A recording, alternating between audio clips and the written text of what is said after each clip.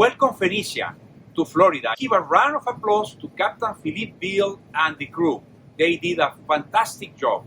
Let me introduce myself. I'm Habib Shamoun, Honorary President and Founder of PIRC, Phoenician International Research Center.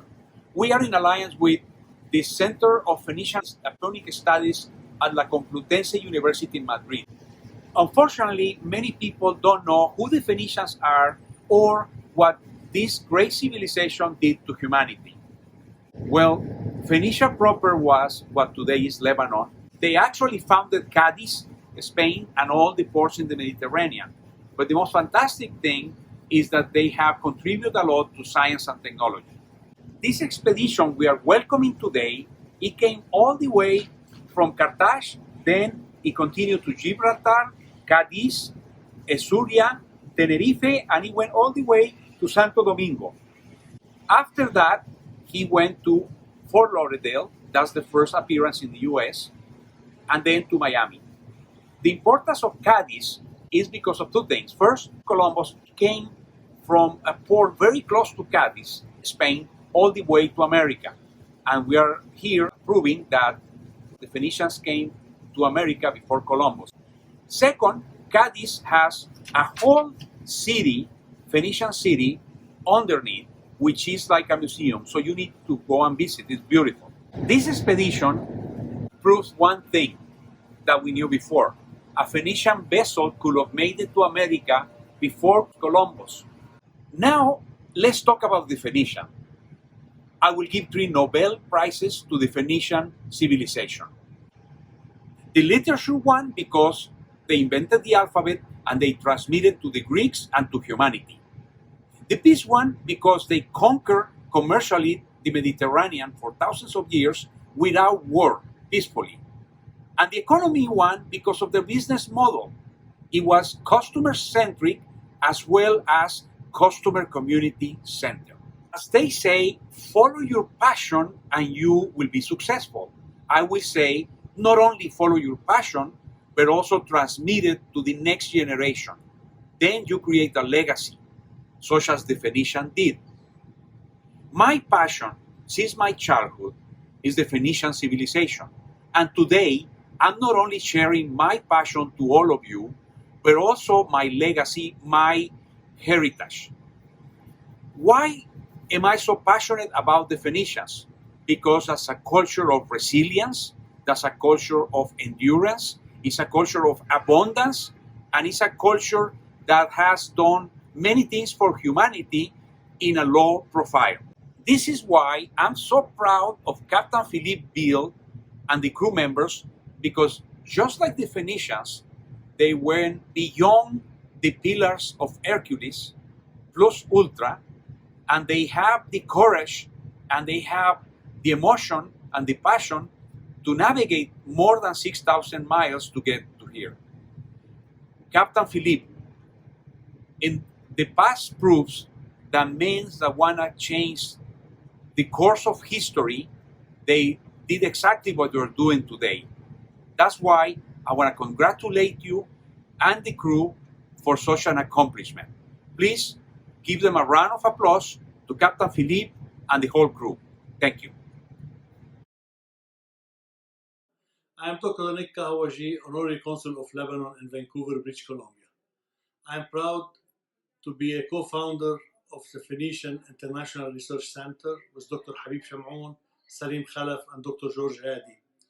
I was so delighted to be part of the circumnavigation of the replica Phoenicia around Africa and to prepare with the PIRC the trip of Captain Bale to Lebanon, where they visited Saida with the help of Mrs. Ibtisam Khouri, who did a big reception for them.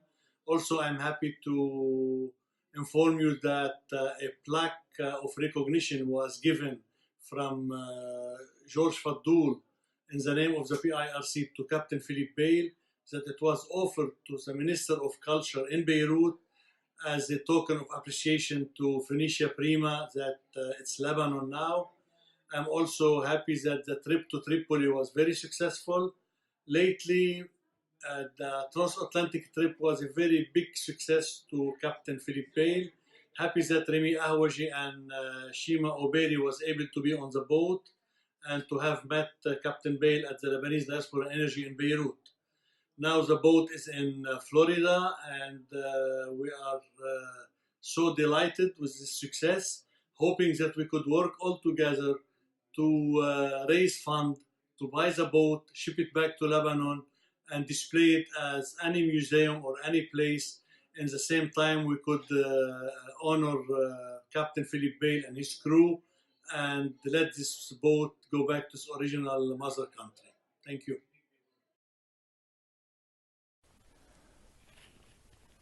Hello everyone. So I was asked to prepare like a short message, some concluding words for the Phoenicians before Columbus expedition, and on behalf of the Phoenician International Research Center.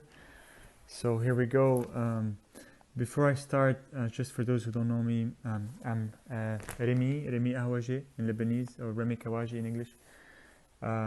I'm currently the acting president of the Phoenician International Research Center, or PIRC as we call it.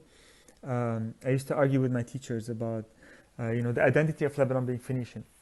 In our history books in Lebanon, the funny thing is there's no mention at all about the Phoenicians, which it's pretty much the only way I understand it is it's really out of political correctness. Some people get offended when you say that Lebanon is Phoenician. They have some sort of political agenda or something like that. And for me, this was something that I used to really enrage me. How can you take a nation and erase the history of that nation?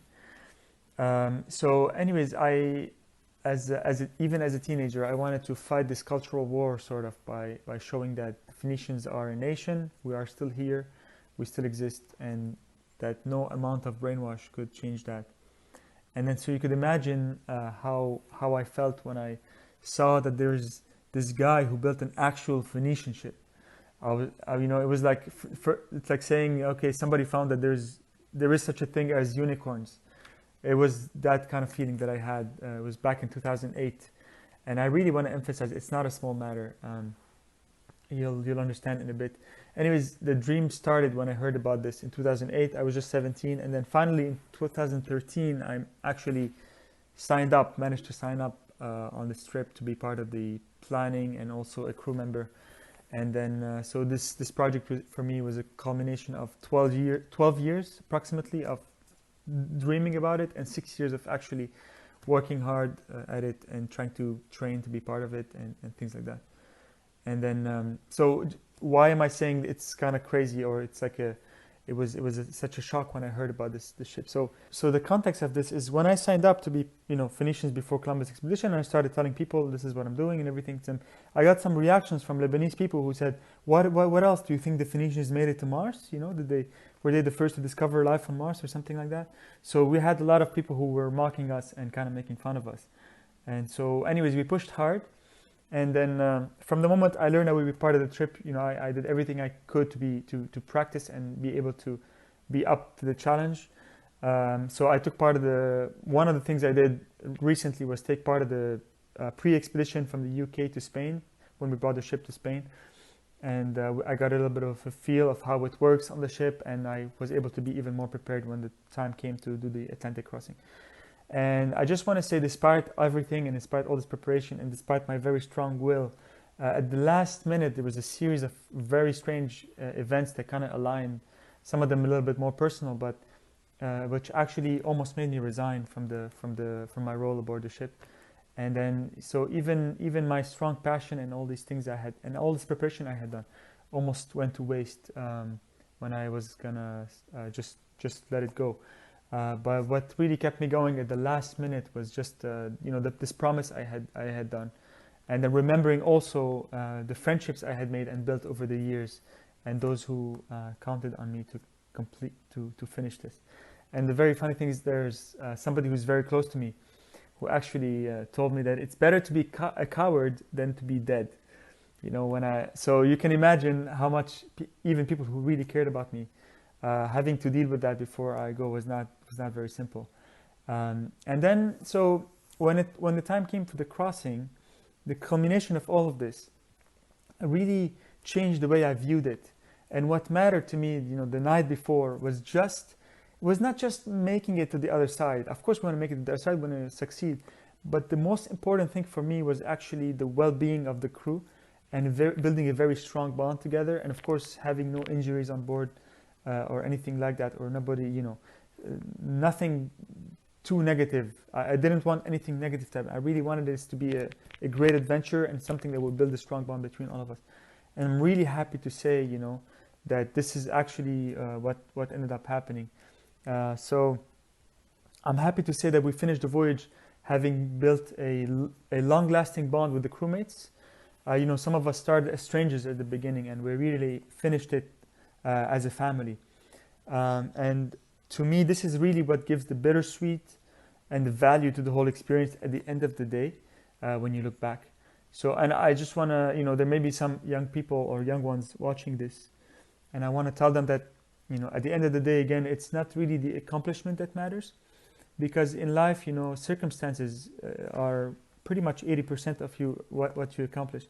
Everything you get in life is a gift. The circumstances align in such a way that you can be successful or not. So I think at the end of the day, what really matters is a genuine and sincere bond that you build with those around you on your journey. And this not only applies for the ship, but even applies to our life as a whole. So anyways, I took a bit longer than expected. Greetings to everyone, and I look forward to hearing back from all of you soon.